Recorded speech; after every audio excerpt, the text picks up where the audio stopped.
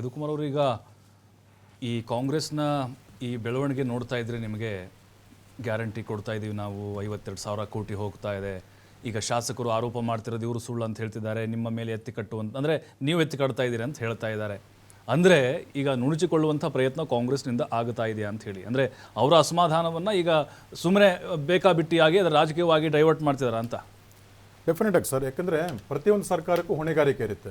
ನಾವು ಪ್ರತಿ ಸತಿನ ಪ್ರತಿಪಕ್ಷವಾಗಿ ಕೇಳ್ತಾ ಇರುವಂಥದ್ದು ಆಗಿರುವಂಥ ಹಗರಣಗಳಾಗ್ಬೋದು, ಅಸಮರ್ಥತೆ ಆಗ್ಬೋದು, ಇದಕ್ಕೆ ಹೊಣೆಗಾರರು ಯಾರು ಅಂತ ಅಂದ್ಬಿಟ್ಟು ಇದೆಲ್ಲ ಉಟ್ಕೊಂಡಿದ್ದು ಯಾವಾಗ ವಸತಿ ಇಲಾಖೆಯಲ್ಲಿ ನಡೆದಂಥ ಬ್ರಹ್ಮಾಂಡ ಭ್ರಷ್ಟಾಚಾರದ ಮೇಲೆ ಹೊಣೆಗಾರರು ಯಾರು ಅಂತಂದಾಗ ಸರ್, ಇಲ್ಲಿ ಪ್ರತಿ ಸತಿನೂ ಯಾವುದಾದ್ರೂ ಇದು ಭ್ರಷ್ಟಾಚಾರ ಆಯಿತು ಅಂತಂದರೆ ಇದರಲ್ಲಿ ಯಾವಾಗಲೂ ಒಂದು ಸ್ಟ್ಯಾಂಡ್ ಅವ್ರು ಫಾಲೋ ಮಾಡ್ಕೊಂಡು ಬಂದಿರೋ ಅಂತಂತಂದರೆ, ನಾನು ಸಚಿವನಾಗಿ ಆ ಖಾತೆ ಸಚಿವನಾದರೂ ಕೂಡ ನನಗೂ ಅದಕ್ಕೂ ಸಂಬಂಧ ಇಲ್ಲ, ಪ್ರತಿಯೊಂದನ್ನು ಅಧಿಕಾರಿಶಾಹಿಗಳ ಮೇಲೆ ಹೋಗುವಂಥದ್ದು. ಈ ಸರ್ಕಾರದಲ್ಲಿ ಬರೀ ಅಧಿಕಾರಿಶಾಹಿಗಳು ಮಾತ್ರ ತಪ್ಪು ಮಾಡ್ತಾ ಇದ್ದಾರೆ ಹೊರತು they are the part of the system. ಯಾರು ಇನ್ಸ್ಟ್ರಕ್ಷನ್ಸ್ ಮೇಲೆ ಕೆಲಸ ಮಾಡ್ತಾ ಇದ್ದಾರೆ, ಅವರು ಯಾವ ಸರ್ಕಾರದ ನೇತೃತ್ವದಲ್ಲಿ ಕೆಲಸ ಮಾಡ್ತಾ ಇದ್ದಾರೆ, ಅದು ಮೂಢ ಆಗಿದ್ದಾಗಲೂ ಕೂಡ ಅಧಿಕಾರಿಗಳನ್ನೇ, ವಾಲ್ಮೀಕಿ ಹಗರಣ ಆಗಿದ್ರು ಕೂಡ ಅಧಿಕಾರಿಗಳನ್ನೇ, ವಸತಿ ಹಗರಣ ಆಗಿದ್ರು ಕೂಡ ಅಧಿಕಾರಿಗಳನ್ನೇ, RCB ಕಾಲ್ ತುಳಿತಾ ಆದ್ರೂ ಕೂಡ ಅದು ಅಧಿಕಾರಿಗಳದೇನೆ. ಹಾಗಾದ್ರೆ ಆಳುವ ಸರ್ಕಾರದ ಹೊಣೆ ಏನು ಸರ್ ಅದಲ್ಲಿ? ಆಳುವ ಸರ್, ನಾನು ಮೊದಲಿಂದನೂ ಈ ಸರ್ಕಾರ ಬಂದಾಗಿಂದ ನಾವು ಹೇಳ್ತಾ ಇದ್ದಂಥದ್ದು, ಇದು ಕರ್ನಾಟಕವನ್ನು ಒಂಥರ ATM ಸರ್ಕಾರ ತರ ಮಾಡ್ಕೊಂಡ್ಬಿಡ್ತಾರೆ, ಎನಿ ಟೈಮ್ ಮನಿ. ಇವ್ರಿಗೆ ಯಾವಾಗ ಏನೇನಾಗುತ್ತೋ ಅವಾಗೆಲ್ಲನೂ ಸಂಪನ್ಮೂಲ ಕ್ರೋಢೀಕರಣಕ್ಕೆ ರಾಜ್ಯವನ್ನು ಮಾಡುವಂಥದ್ದು. ಸರ್, ಈಗ ರೀಸೆಂಟ್ ಆಗಿ ಒಬ್ಬ ನಿಂಗಪ್ಪನ ಒಬ್ಬ ಕಾನ್ಸ್ಟೇಬಲ್ ಅನ್ನೋನು ಇದಾಗ SP ಲೋಕಾಯುಕ್ತ ಶ್ರೀನಾಥ್ ವಸಿಷ್ಠ ಅನ್ನೋ ಕ್ರಿಪ್ಟೋ ಕರೆನ್ಸಿ 5 ಕೋಟಿ ಅದು ಸಿಕ್ಕಿದಂಥದ್ದು, ಬರ್ದಿದಂಥದ್ದು, ಯಾರ್ಯಾರು ಸಚಿವರಿದ್ದಾರೆ ಯಾರ್ಯಾರಿದ್ದಾರೆ ಅನ್ನೋದು ಬರ್ದಿದಂಥದ್ದು. ಏನಾಯ್ತು ಸರ್ ಅದಲ್ಲಿ? ಯಾವುದೂ ಇಲ್ಲ. ಇದೇ ಮುಚ್ಚಾಗ್ತಾ ಇರುವಂಥದ್ದು. ಆಮೇಲೆ ರಾಜು ಕಾಗೆ ಅಂತ ಹೇಳ್ತಾರೆ, ನಾನು ರಾಜೀನಾಮೆ ಕೊಡಕ್ಕೆ ಹಂಗಂದ್ರೆ ಇವ್ರು ಹೇಳ್ತಾರಲ್ಲ, ಇವರು BJP ED CBI ಅಂತ. ಹಾಗಾದ್ರೆ ಅವ್ರು 3 ಆ ಥರ ಅಂದ್ರೆ ಯಾಕೆ ಕಾಂಗ್ರೆಸ್ನವರ ಸರ್ಕಾರದ ಕಿತ್ತಾಕ್ಬಿಡ್ಲಿ, ಅವ್ರನ್ನ 3 ಜನ ಸಸ್ಪೆಂಡ್ ಮಾಡ್ಬಿಡ್ಲಿ. ನೀವು BJP ಪರವಾಗಿದ್ದೀರಾ, ED ಪರವಾಗಿ, ಈ CBI ಪರವಾಗಿ ಮಾತಾಡ್ತಾ ಇದ್ದೀರಾ, ಆದ್ರಿಂದ ನೀವು ನಮ್ಮ ಪಕ್ಷಕ್ಕೆ ಅದನ್ನ ಅಧಿಕೃತವಾದ ನೀವು ವರದಿ ಅಲ್ಲ ನಿಮ್ದು, ನೀವು ಮಾತುಗಳು ಅಧಿಕೃತವಾಗಲ್ಲ ಅಂತ ಪಕ್ಷದಿಂದ ಕಿತ್ತಾಕಕ್ಕಾಗತ್ತಾ ಸರ್? ನಾವು ಹೇಳ್ತಾ ಇರುವಂಥದ್ದು ಸರ್ಕಾರ ಮಾಡಿ ನೀವಂತ ಹೇಳ್ತಾ ಇರುವಂಥದ್ದು, ಯಾವ್ದಾದ್ರೂ ಅಭಿವೃದ್ಧಿ ಮಾಡಿ ಅಂತ ಏನೂ ಮಾಡ್ದಿರಾನೆ ಬರೀ ಪೇಪರ್ನಲ್ಲಿ ಅಡ್ವರ್ಟೈಸ್ಮೆಂಟ್ ಕೊಟ್ಕೊಂಡು ನಾವು ಮಾಡಿದ್ವಿ ಅಂತಂದ್ರೆ ಜನಸಾಮಾನ್ಯರ ಬದುಕು ತಾವೇ ನೋಡ್ಬೋದಲ್ಲ ಸರ್ ಏನಾಗಿದೆ ಅಂತ.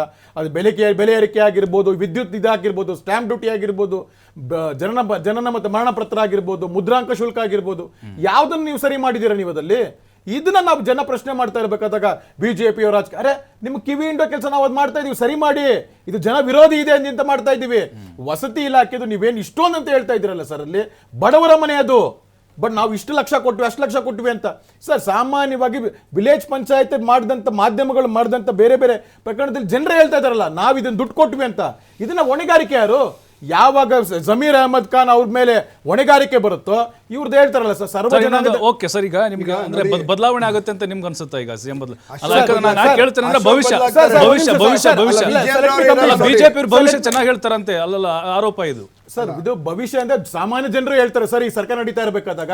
ಯಾಕೆಂದ್ರೆ ಇದು ಯಾರೋ ಉಳಿಸೋದಂತದಲ್ಲ, ತನ್ನ ಭಾರದಿಂದ ತಾನೇ ಉಳುವಂತ ಸರ್ಕಾರ ಇದಂತದ್ದು. ಇದು ಸಾಮಾನ್ಯ ಜನರು ಹೇಳ್ತಾರೆ, ಯಾಕಂದ್ರೆ ಜನ ಬೇಸತ್ತು ಹೋಗಿದ್ದಾರೆ. ನೀವು ಸರ್ಕಾರ ಬಿದ್ದೋಗುತ್ತೆ ಅಂತ ಹೇಳ್ತಾ ಇದ್ದೀರಿ ಈಗ ಸರ್. ಅವರ ಭಾರದಿಂದ ಸರ್ಕಾರ ಕುಸಿಯುತ್ತೆ ಅಂತ ಜನರು ಗೊತ್ತಿರೋದು, ಜನರ ಮಾತ್ರ ನಾವ್ ಹೇಳ್ತಾ ಇರುವಂತದ್ದು. ಯಾಕೆಂದ್ರೆ ಬೆಲೆ ಏರಿಕೆಯಿಂದ ಅವರು ಇದಾಗಿ ಬೆಸ್ತಾಗಿದ್ದಾರೆ, ಏನ್ ಮಾಡ್ಬೇಕಂತ ಗೊತ್ತಾಗ್ತಾ ಇಲ್ಲ. ಈ ತರ ಇರಬೇಕಾದಾಗ ನೀವು ಪ್ರತಿದಿನ ಸರ್ ಲಾಸ್ಟ್ 2 ವರ್ಷದಿಂದ ನೀವು ಅಭಿವೃದ್ಧಿ ಮಾಡಿ ಅಂದ್ರೆ ಇದು ಸರ್ಕಾರದಲ್ಲಿ 30 ತಿಂಗಳು ಅವ್ರದ್ದು, 30 ತಿಂಗಳದ್ದು ನಾವ ಮಾಡ್ತಾ ಇರುವಂತದ್ದು. ಜಗಳ ಆಡ್ತಾ ಇರೋದು ಯಾರು ಸರ್? ಅವ್ರು ಸ್ಪಷ್ಟವಾಗಿ ಅವ್ರ ಮುಖ್ಯಮಂತ್ರಿ ಆಗ್ಲಿ DK ಶಿವಕುಮಾರ್ ಅವರಾಗ್ಲಿ ಹೇಳ್ಬೇಕಲ್ಲ, 5 ವರ್ಷಗಳ ಕಾಲ ಸಿದ್ದರಾಮಯ್ಯನವರೇ CM. ಇದನ್ನ ಹೇಳ್ತಾ ಇರೋದು ಅವ್ರು ಯಾರು ಹೇಳ್ತಾ ಇಲ್ಲ. ಒಬ್ಬ ರಾಯರೆಡ್ಡಿ ಹೇಳ್ತಾರೆ, ಒಬ್ಬ ರಾಯರೆಡ್ಡಿ ಹೇಳ್ತಾರೆ, ಅವರು ಶಾಸಕರಲ್ಲ ಅಂತ ಹೈಕಮಾಂಡ್ ಇದಕ್ಕಿಲ್ಲ ಅಂದ್ರೆ ಯಾಕೆ ಹೇಳ್ತಾರೆ? ಅವ್ರ ಬಾಯಿ ಮುಚ್ಚೋ ಕೆಲಸ ಯಾಕೆ ಮಾಡ್ತಾರೆ? ಹೈಕಮಾಂಡ್ ಸಿದ್ದರಾಮಯ್ಯನವರ ಪರವಾಗಿ ಮೊದಲಿದ್ದ ಹಾಗೆ ಇಲ್ಲ ಈಗ. ಆ ರೀತಿ ನೋಡಿ, ಏನು ನಮ್ಮ ಹೈಕಮಾಂಡ್ ತೀರ್ಮಾನ ಮಾಡ್ತದೆ, ಯಾರು ಯಾವಾಗ ಎಷ್ಟು ವರ್ಷ ಯಾವಾಗ ಬಲವಂತವಾಗಿ ಕಿತ್ಕೊಳ್ತಾ ಇದೀರಿ. ಬಲವಂತವಾಗಲ್ಲ, ಯಾರು ಎಷ್ಟು ವರ್ಷ ಇರಬೇಕು, ಯಾರು ಅಧಿಕಾರವನ್ನು ಮಾಡಬೇಕು ಅನ್ನೋದನ್ನ ಹೈಕಮಾಂಡ್ ಮತ್ತೆ ನಮ್ಮ ಶಾಸಕರು ತೀರ್ಮಾನ ಮಾಡ್ತಾರೆ. ಸೊ DK ಶಿವಕುಮಾರ್ ಹೈಕಮಾಂಡ್ ತೀರ್ಮಾನ ಮಾಡೋದಕ್ಕೆ, DK ಶಿವಕುಮಾರ್ ಒಬ್ರು KPCC ಅಧ್ಯಕ್ಷರಾಗಿದ್ದಾರೆ, ಉಪಮುಖ್ಯಮಂತ್ರಿ ಆಗಿದ್ದಾರೆ, ಅವರ ಕೆಲಸವನ್ನ ಸಮರ್ಥವಾಗಿ ನಿರ್ವಹಿಸ್ತಾ ಇದ್ದಾರೆ. First time in the history ಬಹುಶಃ ಎಂಟೈರ್ ಕಂಟ್ರಿನಲ್ಲಿ ಯಾವ್ದಾದ್ರು ಒಂದು ನಗರದಲ್ಲಿ 1.5 ಲಕ್ಷ ಕೋಟಿ ಅಭಿವೃದ್ಧಿ ನಡೀತಾ ಇದೆ, ಅದು ಕೇವಲ ಬೆಂಗಳೂರಿನಲ್ಲಿ ಮಾತ್ರ. ಗುಂಡಿ ಅಂದ್ರೆ ಮುಚ್ಚಿಲ್ಲ ರೀ, ಒಂದ್ ನಿಮಿಷ, ಗುಂಡಿ ಒಂದ್ ಮುಚ್ಚಿಲ್ಲ. ನಿಮಿಷ ಪ್ರಭು, ಯಾವ ಒಂದ್ 1.5 ನಿಮಿಷ ಲಕ್ಷ? ಪ್ರಭು, ಒಂದ್ ಯಾವ್ದ್ರಿ ನಿಮಿಷ. ಗುಂಡಿ ಒಂದ್ ಮುಚ್ಚಿಲ್ಲ ರೀ? ಕೇಳಿಸ್ಕೊಳ್ಳಿ, ಒಂದ್ ರಸ್ತೆ ನಿಮಿಷ. ಗುಂಡಿ ಮುಚ್ಚಿಲ್ಲ. ಆಯ್ತು, ಉತ್ತರ ಆಯ್ತು. ಕೊಡ್ತಾ ಬೆಂಗಳೂರೇ ಇದ್ದಾರೆ. ಮುಚ್ಕೊಂಡು ಜನ ಸಾಯ್ತಾ ಇದ್ದಾರೆ. ಒಂದ್ ನಿಮಿಷ. 1.5 ಲಕ್ಷ. ಯಾವ್ದು? ನಾನು ಆಮ್ ಪಕ್ಷದ ಅವ್ರ ಖಜಾನೆ ತುಂಬಿಸ್ಕೊಂಡಿದ್ದಾರೆ.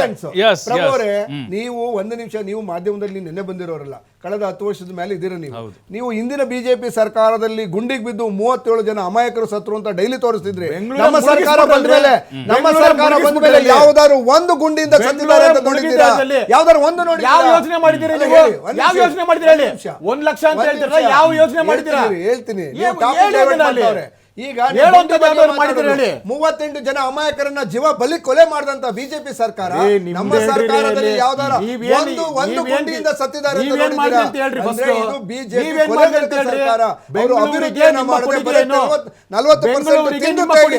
ಒಂದು ನಿಮಿಷ, ಬೆಂಗಳೂರಿಗೆ ಕಾವೇರಿ ನೀರು ಕೊಟ್ಟಿದ್ದೀವಿ, ಕಾವೇರಿ ನೀರು ಐದನೇ ಅಂತ ಕೊಟ್ಟಿದ್ದೇವೆ. ವೈಟ್ ಟ್ಯಾಪಿಂಗ್ 2,000 ಕೋಟಿ ವೈಟ್ ಟ್ಯಾಪಿಂಗ್ ಮಾಡಿದ್ದೀವಿ. 6,000 ಕೋಟಿ ರೂಪಾಯಿ ವೈಟ್ ನಡೀತಾ ಇದೆ.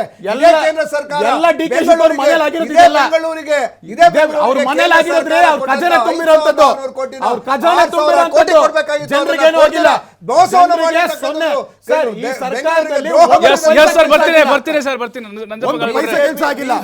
ಕೇಂದ್ರ ಸರ್ಕಾರ ಬೆಂಗಳೂರಿಗೆ ದ್ರೋಹ ಬಂದಿದೆ. ರಾಜ್ಯಕ್ಕೆ ದ್ರೋಹ ನೇರವಾದ ಒಂದು ಪ್ರಶ್ನೆ ಕೇಳಿದ್ರಿ, ಆಗ್ತಾರ ಇಲ್ವಾ ಅಂತ.